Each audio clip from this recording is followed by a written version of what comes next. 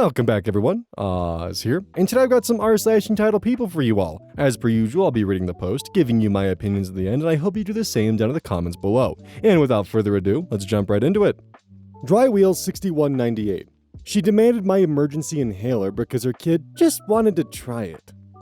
So this happened a few weeks ago, and I'm still kind of in disbelief. I, 22 female, have pretty severe asthma. I don't need it every day, but when I do, I really need my inhaler. Like, hospital trip if I don't use it, need it. I always carry a backup one in my bag just in case. Anyway, I was at a small get-together my friend hosted, just 6 to 7 people hanging out at her place. One of the girls there, let's call her Brittany, brought her 6-year-old son with her, even though it was clearly a no-kids kind of thing. Not my house, so I didn't say anything.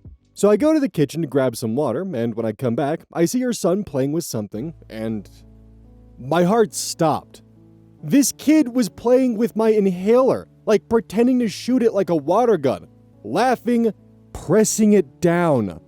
I rushed over and took it back, gently, I swear, and said, "Hey buddy, that's not a toy, it's medicine. I need this for breathing." He just shrugged and wandered off. Then Brittany storms over and goes, "You don't have to snatch it from him like that." I was like, it's a prescription inhaler. I literally need it to breathe if I have an attack. And this woman, this absolute gem, says, "Well, he's just curious. You could have let him try it once. It's not a big deal. Try it. Once. Like it's some fidget spinner or something." I told her, flat out, this isn't a toy, it's medicine. He could get hurt or waste it, and I wouldn't have it when I need it. Not happening. She huffs and goes, "Wow, okay, selfish much?" Then proceeds to whisper to another guest that I was overreacting for attention. "Girl, I don't even want this kind of attention. I just want to not die. Thanks." Anyway, my friend, the host, ended up asking her to leave because the kid kept messing with people's stuff and Brittany refused to keep an eye on him. As she left, she muttered something like, "God, everyone's so sensitive these days." Yeah, sensitive about breathing. Honestly, in a situation like this, just slap her with the, "Yeah, do you want to pay the $200 to $300 to replace the inhaler if you waste it all?" No? Okay, then let's not do that. And even if, let's say he was going to try it once without, anyone noticing, that's going to cause a lot of irritation because he's inhaling a steroid. Effects will certainly differ from person to person, but he's certainly not going to be having a good time. That's for damn sure. And that's not even touching upon the fact that she's just actively okay with her child going through people's things and playing with them. Could you imagine if OP never noticed the kid was messing with the inhaler, and he used up the entirety of the inhaler cartridge, and then OP has an attack, goes to grab their inhaler, and nothing's there. By her not parenting her child, she actually, without any exaggeration, puts someone's life at risk and doesn't seem to find a problem with that. Lovely. But oh no, people are just too sensitive. Mainduction. My cousin thinks he deserves a cut of my salary because I got hired after talking about job hunting in his living room. A few months ago, I visited my cousin for a casual afternoon hangout. I had just moved into my own place in the city and was in the middle of job hunting. Nothing serious, we were just catching up and talking about where life was headed. While I was there, one of his friends came over and he seemed cool. The three of us ended up talking about careers, choices, timing, typical adult catch-up stuff. I happened to mention I was looking for roles in a specific industry. It wasn't a pitch or a request, just part of the flow of conversation. Apparently, that friend remembered because a few days later, he reached out and said he might be able to connect me with someone hiring. I followed up, sent my resume, and went through a standard hiring process that is interviews, reference checks, the usual. A few weeks later, I got the job. It was a great opportunity, and I was thankful he helped connect me. My cousin said congrats at first, but soon enough, he started acting strange. He began saying things like, "The job only happened because I was at his house when the conversation took place." He started hinting that he deserved something for it. He was bluntly suggesting, a small cut of my salary every month. Then one day, he actually sent me his bank details and said I should send him some money regularly, since the connection came through his house. I never replied, and then I started hearing about the shitty things he's saying behind my back to relatives, and even mutual friends. It still blows my mind that someone thinks they deserve money just because I talked about my goals in their living room. Unlikely Android has this gem of a comment. Told my mother that I wanted a little brother, so now he owes me 5% of his working life in indentured servitude. Like, this kind of logic is just so stupidly entitled that if you drill down on it, where do the kickbacks end? Because, what, do you now also have to, give some of your salary to the friend who recommended you for the job? You have to give some salary to your boss because he's the one who gave you the job. You have to give salary to the guy who sold you your car because that's how you got to the job. Like, would you also have to give money to your parents because they're the ones that raised you and gave birth to you? Like, this kind of logic can keep going ad nauseum. There's just no reasonable end to it if you're going to try to have this level of thinking. It's ridiculous. And of course, the nice cherry on top, then when he doesn't get what he wants, he begins trash-talking OP to other mutual friends and family. Like, do you really want people to find out why you're mad? That because a conversation of a job opportunity happened in your living room, you feel like you're entitled to a percentage of your cousin's salary? I'd say for the people that ended up actually telling you the kind of shit that he was saying behind your back, you should tell them why he's doing this. Peachy Cream Dream. You have an extra room and I'm family. I'm 25 female, and I bought my own 3-bedroom house last year after working full-time and saving up, which was a huge deal for me. One room's mine, one is my study, and the third is a guest room, which was for actual guests, like people who would stay a weekend and leave. Life was moving pretty good until I got a random call from my cousin Tasha, 27 female. A little background story, Tasha has always been a bit of a nutcase, even when we were kids. Constant drama, always lying, stealing things, blaming others. My mom once said Tasha could smash a glass and somehow make it someone else's fault.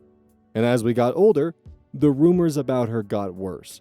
She's going around town with sketchy guys, party scenes, possibly drugs, nothing confirmed, but nobody's shocked. We barely talk unless it's at a family event, and even then, I keep it short.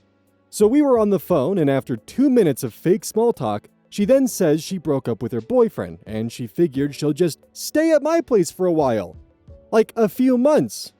Just until she gets things together. She said it's like she was inviting herself to dinner. No, please, no, do you mind? I'll just be there. I said no. Nicely at first. I told her the guest room isn't for long-term stays and I need peace to work from home. That's when she started getting nasty. She said I was acting all high and mighty because I bought a house. Like that makes me better than everyone. I still stood my ground. A few days later, my aunt, not even her mom, just one of those older relatives who tries to play peacemaker, called me and said, it wouldn't hurt to help her out. She's still family. I told her flat out I've seen Tasha move in with people before. It's never a few months. She comes with drama, a suitcase full of bad decisions, and she never leaves unless someone threatens legal action. So no, I'm not doing it. I work too hard for my peace and my space to hand it over to someone who has always been bad news. She can figure it out, just not in my house. Also a little note to the aunt, if you want someone to go scoop up the cousin and, give him a place to stay, how about you? Why don't you invite the cousin to come over and stay with you? Instead of bothering your niece to take in the known family problem child because it's pretty obvious you don't want anything to do with her. Because after all, as someone in the story put it, can't quite remember who, it wouldn't hurt to help her out. She's still family. Candy for naughty. They threw a tantrum when I wouldn't let their kids ride my golden retriever. I took my golden retriever, Max, to a local family-friendly festival last Sunday. It had outdoor booths, live music, food trucks, and kids everywhere. I kept him leashed the entire time. He's calm, trained, and used to crowds. So he was just happy to be trotting beside me, soaking up bits from strangers and stealing attention like a pro. At one point, while we were resting near a shaded picnic area, a group of kids ran over and started fawning over him. Which was fine, it happens all the time. Max sat patiently, tail wagging.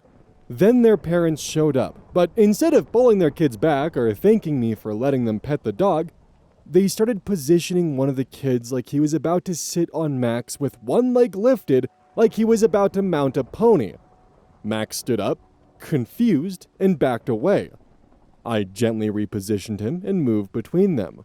And the parents, visibly annoyed. One of them even pointed at Max like he was some kind of prop. No asking, no eye contact, just an unspoken expectation that their children were entitled to use my living, breathing pet as a ride. When they realized I wasn't going along with it, they stormed off with the kids whining. One of the adults muttering something under their breath and shooting glares back at me like I had ruined their family outing. And Max? I got him a pop cup later, and he forgot the whole thing. Just as a general additional note, by the way, don't ride dogs like they're a pony. It's really bad for their spines and joints. They're not built for that. It's horrible for them. So like, just the additional mentality of like, oh yeah, a stranger's dog right there? Yeah, definitely. That's gonna be a-okay for my kids to ride. Like, what the hell is going through your head for that to even like pop up that like, yeah, this is totally okay in regular behavior? Probably nothing, honestly. Not a single fact behind those entitled eyes. Baby Dolly Charming. Entitled mom and daughter want my workspace. So this happened a few days ago at my local library. I usually go there to get some work done because it's quieter than home and the Wi-Fi is decent. I had just sat down at one of the public computers, literally 10 minutes in, when this woman walks up with her daughter. Daughter looks 16 or 17-ish. I noticed them kinda hovering behind me, but figured they were just waiting for one nearby to free up. Then the mom taps me on the shoulder and goes, "Hi, how long are you gonna be?" I say, "Probably a while, I just got here." There are a bunch of other computers open though. She looks at the others and just scoffs. "Yeah, but my daughter likes this one. She always uses this one. Can you just move?" And I was like, huh? Told her no. I already logged in and started work, and it's first come, first serve. She then hits me with, "You're an adult. You can work anywhere. She's a child." I almost laughed because first off, she's not a little kid. I told her again that I'm not moving and suggested she speak to a librarian if she has an issue. And she actually did. Walks off muttering something and gets a librarian. The librarian walks over, asks me if everything's all right. I explained what happened. Then, I swear, this is exactly what she said. The librarian turns to the mom and goes, "Ma'am, this isn't a restaurant. You don't get to request your favorite table." The look on the mom's face. She mumbled something about rude people and ended up using another computer like 3 seats down. Same model, same everything, just not the special one, I guess. Genuinely wondering if I missed a memo where having a kid means you own public spaces now. Yeah, actually, the memo was sent out last week. I'm sorry you missed it, so sorry about that. You're in the wrong here. But in all seriousness, what's up with people who they do something just blatantly disrespectful or rude, and when they don't get their way, suddenly, you're the rude one for not bowing down and conceding to every little whim they might have? Sometimes I honestly wonder how much the attitude of people might change if you just start charging them. "Oh, you want me to move and inconvenience me, taking time away or have to log off and reset up my entire workstation? Yeah, give me $100 and I'll do it. If this computer's so special to you, surely $100 is worth it, right?" United Unicorns 007. Friend wanted me to cancel my kid's party to attend her kid's party. So, me and my 2 friends, all 33 female, have been a trio since middle school. Ironically, all 3 of our oldest children have the same exact birthday, but different years. Me and Tanya have boys aged 8 and 10. Lauren has a 2-year-old daughter. A few months ago, Tanya and I decided to plan a bowling/laser tag party for our boys. We told Lauren about the party and invited her. She said she would try to make it. Cool. The party was on a weekend, not the day of their actual birthday. A few days before the party, Lauren FaceTimed Tanya and I to invite us to her daughter's party. It was for the same day as our boys' party. No big deal, it's the weekend after the birthday, so we knew the parties would eventually clash. We told her we wouldn't be able to make it, and we thought that was that. Well, the day after the party, Tanya and I FaceTimed Lauren to ask how her daughter's party went. We saw pictures online and thought the decorations came out beautifully. We were all ears, just waiting on the details of baby girl's second birthday. Instead, we were met with anger. Lauren starts asking us why we didn't show up. We were at our boys' party. And she knew this. She then tells us we were supposed to cancel their party and come to her daughter's. When I asked why she would think we would even consider doing that, she said a second birthday party was more important than 8 and 10, and we should have just picked a different day. I'm not one to argue, so I tell Lauren she's tripping and hang up the video call. The next day I notice she logged me out and changed the password to a streaming account we shared. Is it that serious? I guess to her it was. I haven't talked to Lauren since. So, a party for a 2-year-old is not for the child, it's for the family, because the kid's not going to remember that birthday party. It is very much just a social event at that point. But a 10-year-old's birthday party, that's double digits. That's the first time that you enter the big 2. That's a pretty big deal. Hell, you can even go paintballing now. But no, you are not required to cancel your party. You scheduled it first. She then scheduled a party for a 2-year-old that the 2-year-old will not remember.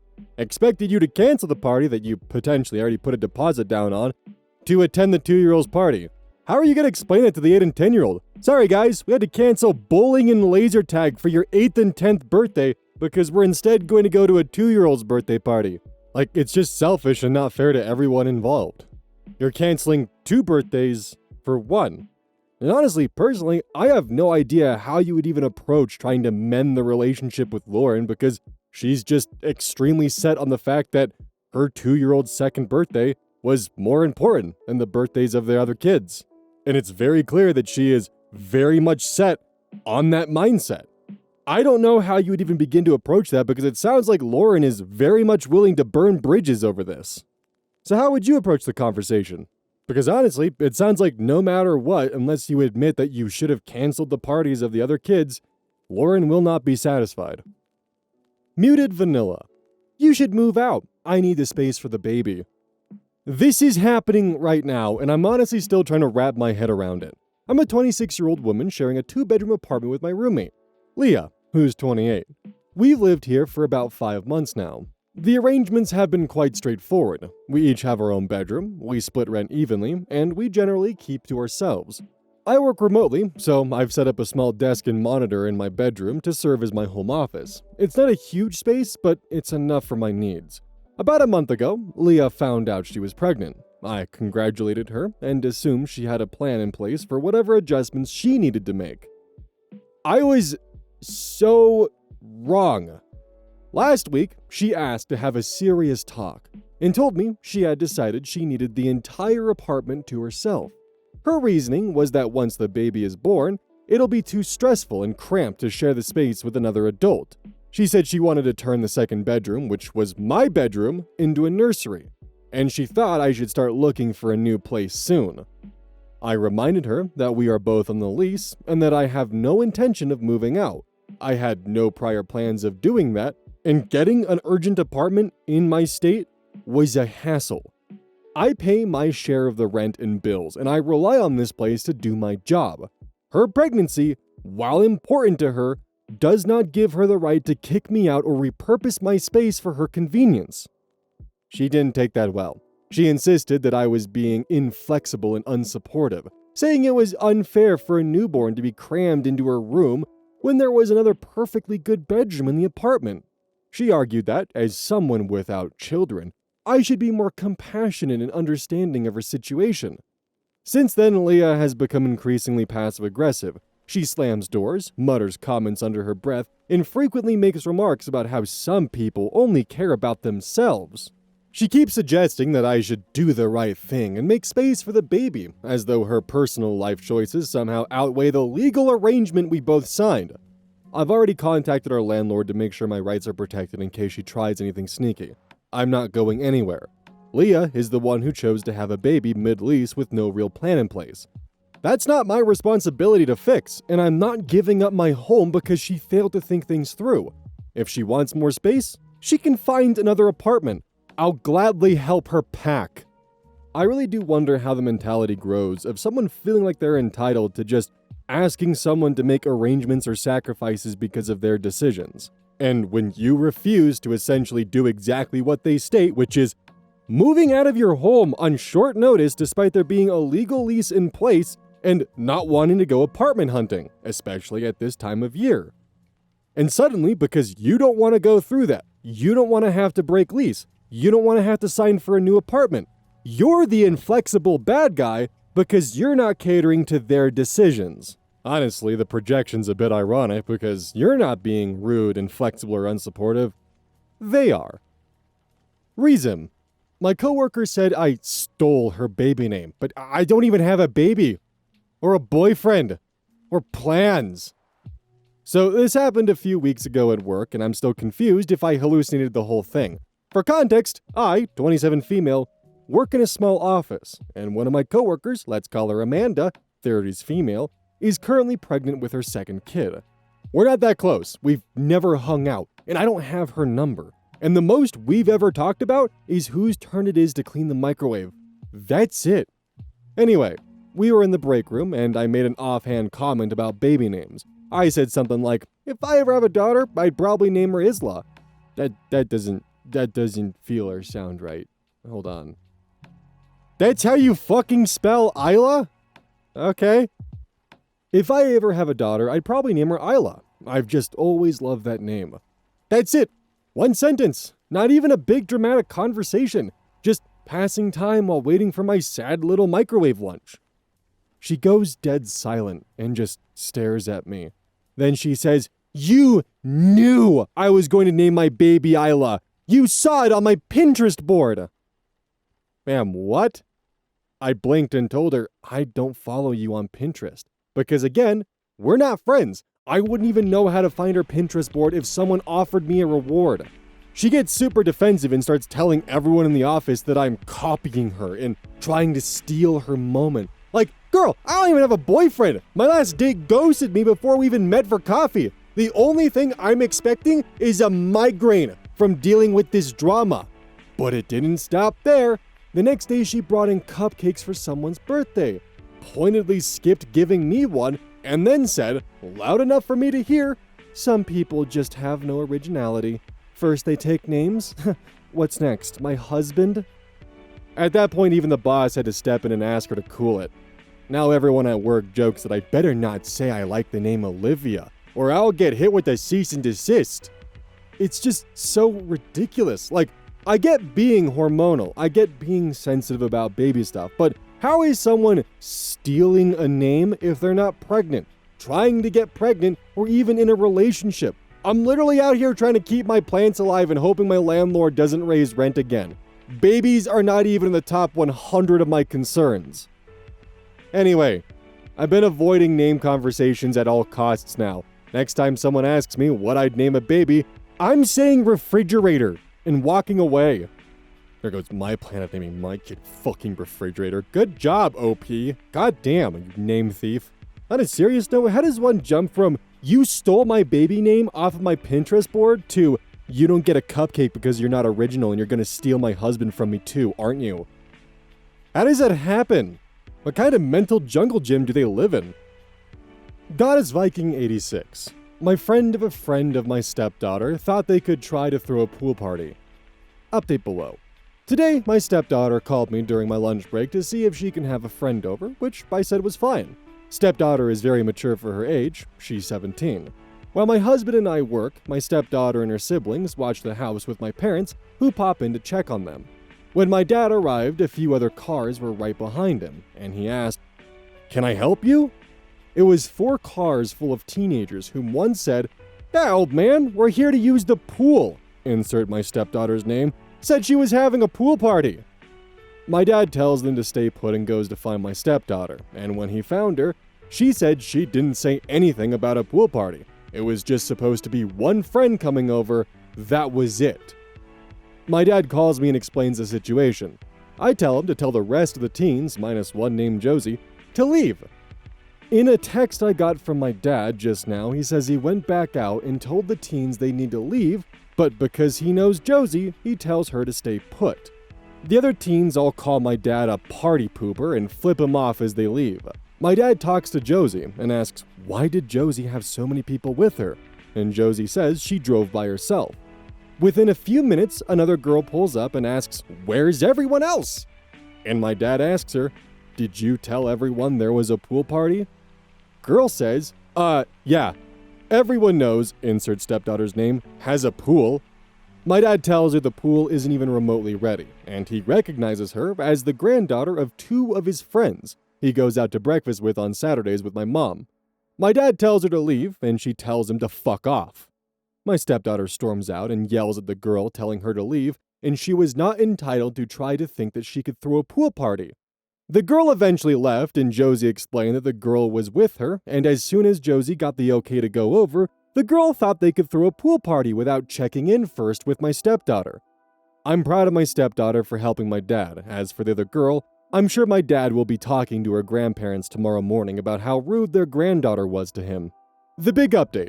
My parents stopped by to say they spoke with the girl's grandparents during their traditional Saturday breakfast with friends, and they're friends with the girl's grandparents. My father asked his friends about what caused her to think she was so entitled to think she could make up such a lie about his step-granddaughter having a pool party. The man responded, "She's been having a very stressful year with her parents' separation, and without the balance of both parents in her life at the same time, she's been acting out a lot more to get attention and to cause trouble where she's planning. She's recently gotten into trouble for shoplifting, getting gas at a gas station where they pump the gas for you, then driving off once her car tank is full, and so much more trouble. Each time she's confronted, she screams she's entitled."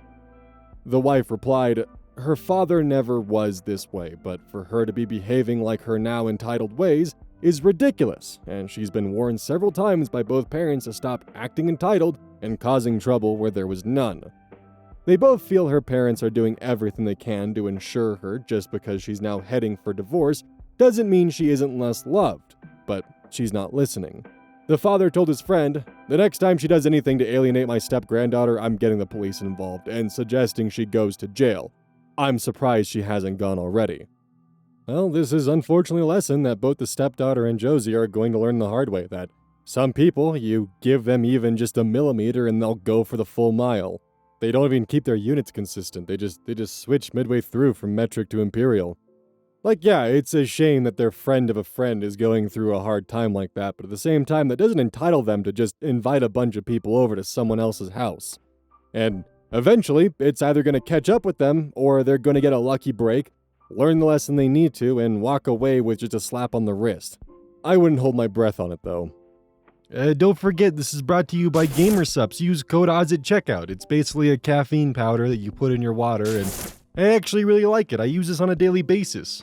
Don't forget that every purchase you make using code ODDS directly supports the channel. And if you want a personal recommendation from me, I would either recommend the Soda Pressing Bear or Dragon Fruit Punch. Those two are currently my favorite flavors. And as a note, once we sell a certain amount of stuff, I get my own flavor and my own cup. And you all know I'm gonna choose some degenerate shit that's gonna make their PR team squirm. My goal is to make them regret partnering with me. So please, use code ODDS at checkout to make my dream come true of making a PR team squirm.